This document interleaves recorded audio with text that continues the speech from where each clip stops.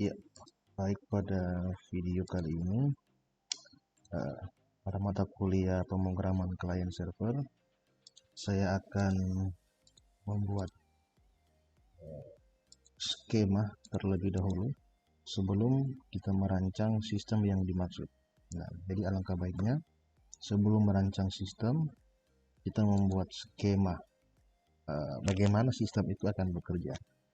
Jadi pada sistem yang akan kita rancang untuk pemrograman klien server, di sini ada dua sisi utama yang akan kita buat, yaitu sisi server dan sisi klien. Apa yang bisa dibuat server dan klien harus kita definisikan,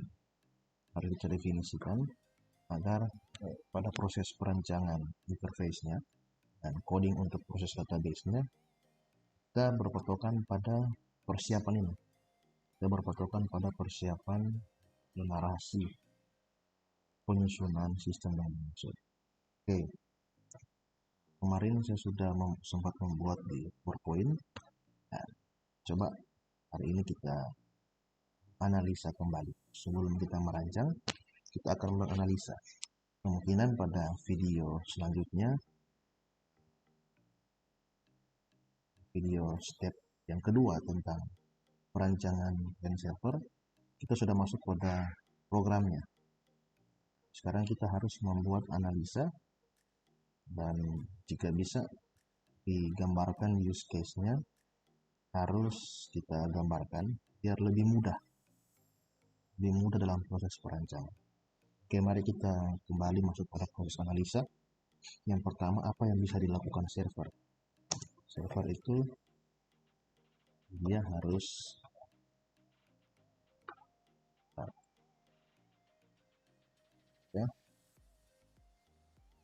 server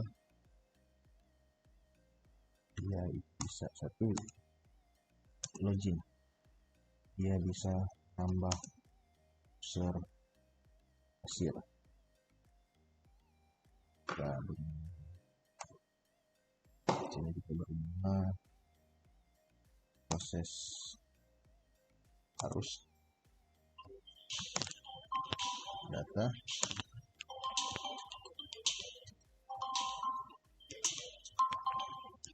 proses data sistem penjualan. Oke, application user input barang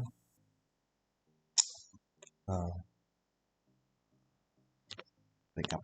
Nah, rekap ini dia bisa rekap apa saja, rekap harian, dia bisa rekap mingguan, dia bisa rekap bulanan,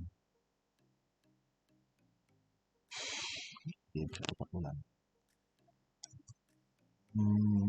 Oke, sekarang apa yang bisa dilakukan dari sisi klien? Mari kita bisa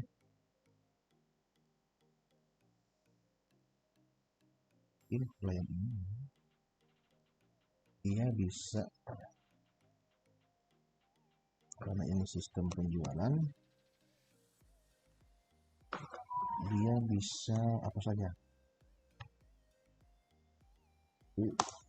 dia bisa melakukan, dia harus bisa login dulu ya, melakukan proses penjualan.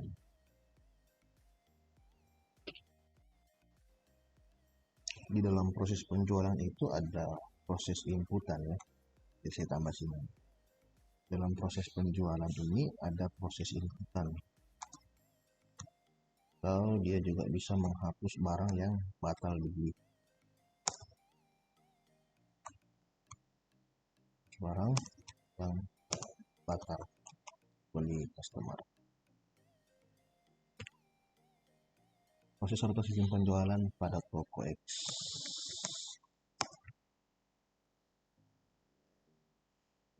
Ya, dengan beberapa menu ini sistem penjualan sebenarnya sudah jalan. sudah jalan. Yang pasti di sini yang faktor pentingnya, server bisa menginput barang, dan barang yang diinput oleh server akan dikelola oleh klien dan dijual. Otomatis di situ akan ada proses perubahan stok otomatis.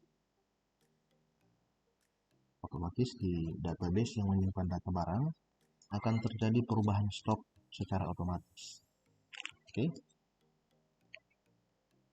Sekarang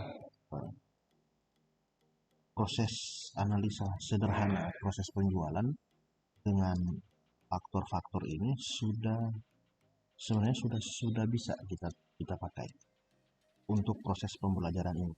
Tapi kemungkinan nanti ketika terdapat analisa yang lebih meluas lagi, faktor-faktor ini bisa bertambah tergantung kebutuhan di lapangan seperti apa. Nah, karena kita akan membuat sistem sederhana dulu, kita menggunakan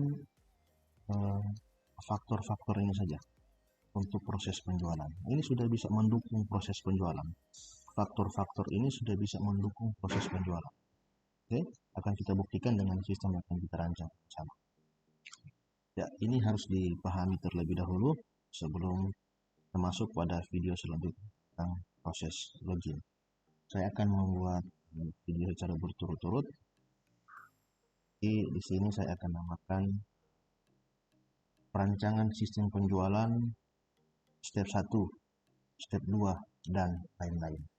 Silakan cari di YouTube ini step by step. Jadi ada sudah berapa banyak versi yang saya buat, versi tutorial.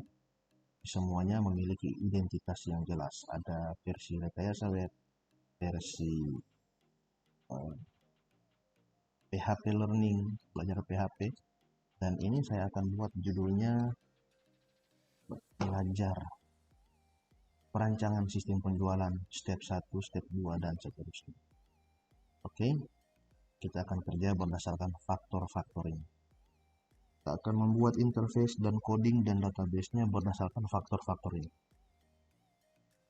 Berdasarkan faktor-faktor. Kalau kita buat dalam proses use case, dalam diagram use case sudah jelas anak panah klien akan mengarah ke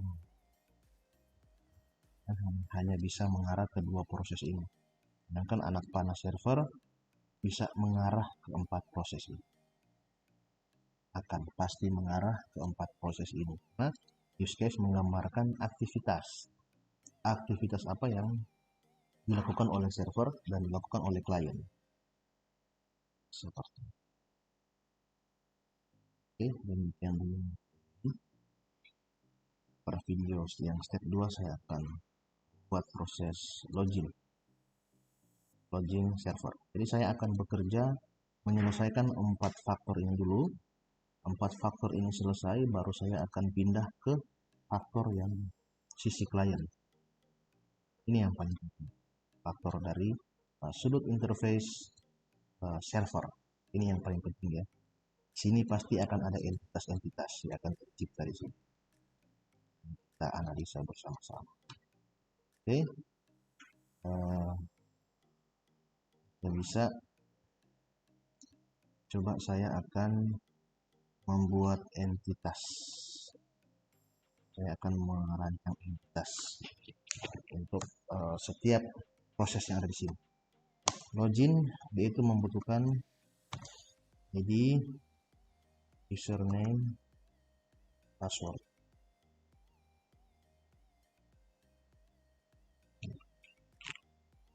Jadi entitas ini akan berpengaruh pada perancangan database Anda. Baru menambah user kasir. Oke. Ini dia menggunakan ID, bisa kita input dengan identitas kasir. nama, ID pegawai, bisa juga yang di atas ini ID tabel ya. Ini ID pegawai. Jadi kita tambah username dan ada entitas password. Ada entitas password yang ada di sini. Di bagian penambahan user kasir saya tambahkan ini. Nanti pada proses login klien saya tidak akan membuat tabel baru lagi di sini. Saya tidak akan membuat tabel baru.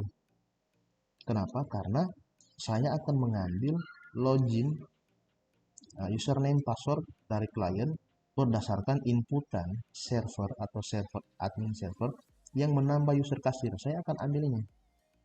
Saya tidak akan menggunakan entitas baru di sini.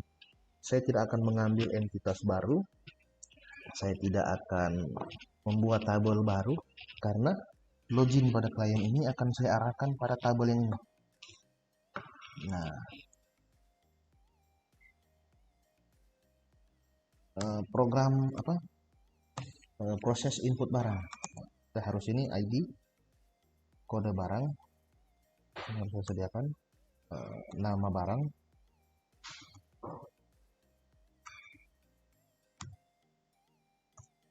harga beli,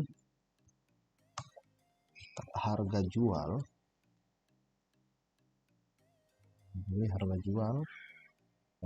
stok, berapa jumlah pembelian, berapa jumlah yang dibeli diinput pada jumlah stok. Jadi barang contohnya kita beli barangnya apa ya, contohnya kita beli barangnya Coca-Cola. Nah, dan itu kita jual dalam bentuk satuan, harga satuan kan? Harga beli, harga jual, otomatis di sini harga beli berapa, harga jual berapa. Sini bisa kita buat harga satuan, harga satuan termasuk harga pokok ini. Dari sini kita buat saja harga beli satuan biar jelas ya, harga beli satuan. Jadi di sini harga jual satuan. Kita mengelola barang dalam kuantitas satuan ya. Kita belum mengelola dalam jumlah karton atau jumlah banyaknya gimana. Kita belajar dalam proses satuan dulu. Dan pada dasarnya walaupun dirancang sistem penjualan grosir kayak karton, beli karton sejumlah paket, sama prosesnya. Kita hanya menginput harga saja, harga yang berbeda. Dan stok. Rekap. Di sini rekap ini dia akan mengambil data penjualan. Jadi entitasnya di sini adalah jadi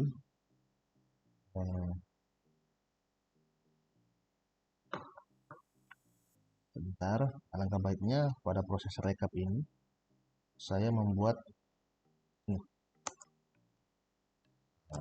ini saya jelaskan dulu, akan diambil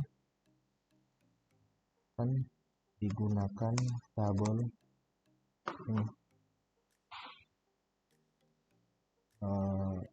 penambahan user. Makanya alangkah baiknya di sini kita buat nama tabel.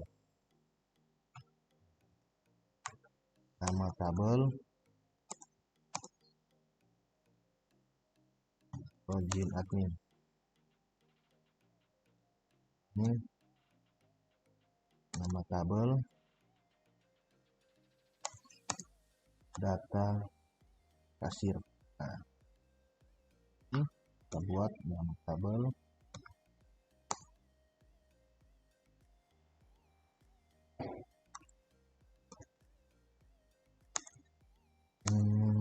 data barang. Sini login akan menggunakan tabel menggunakan tabel. Saya akan menggunakan tabel ini, tabel data kasir.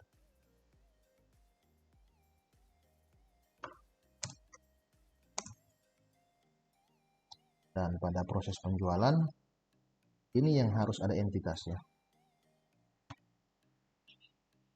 Entitas proses penjualan. Misalnya entitas. Entitasnya ID, kode barang, nama barang,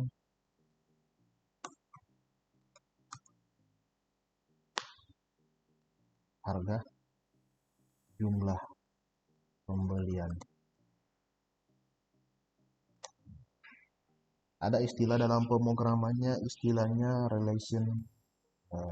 relasi antar tabel. Jadi ini jumlah pembelian akan berelasi dengan atribut stok. Jika di input pembelian sejumlah sekian, maka stok akan berubah. Kita akan menggunakan fungsi yang dinamakan di sini trigger pada database. Kita lanjut menganalisa ya. Login akan menggunakan tabel data kasir, melakukan proses penjualan, pembelian, harga satuan, total, harga. Otomatis pada fungsi rekap ini akan menggunakan tabel sini, buat nama dulu ya, tabel penjualan. Otomatis pada rekap ini dia tidak akan membuat tabel baru, tapi dia akan menggunakan tabel penjualan. Dia akan source data. Apa yang diinput oleh klien akan di source pada sisi server, akan di source proses pencarian berdasarkan tanggal. Nah, seperti itu. Jadi ada yang memang dibutuhkan setiap proses itu tabel, ada yang dari sisi server dan klien hanya menggunakan satu tabel. Nah, ini yang harus kita buat. Akan ada pengembangan yang lainnya, tapi nanti dilihat sesuai dengan kebutuhan sistem yang akan dirancang. Saya akan mengupayakan sistem ini akan jadi seutuhnya pada semua proses sampai interface. Saya akan buat sampai selesai di mata kuliah ini. Dan di akhir mata kuliah ini kalian tidak hanya mendapatkan teori, tapi kalian bisa menciptakan aplikasi kecil yang memiliki konsep client server, dan itu wajib ya, wajib. Sampai di sini dulu mungkin analisa awal kita untuk perancangan sistem. Pada video step 2 saya akan mulai masuk pada proses-proses coding, penggunaan database, dan pemrograman. Terima kasih, sampai ketemu.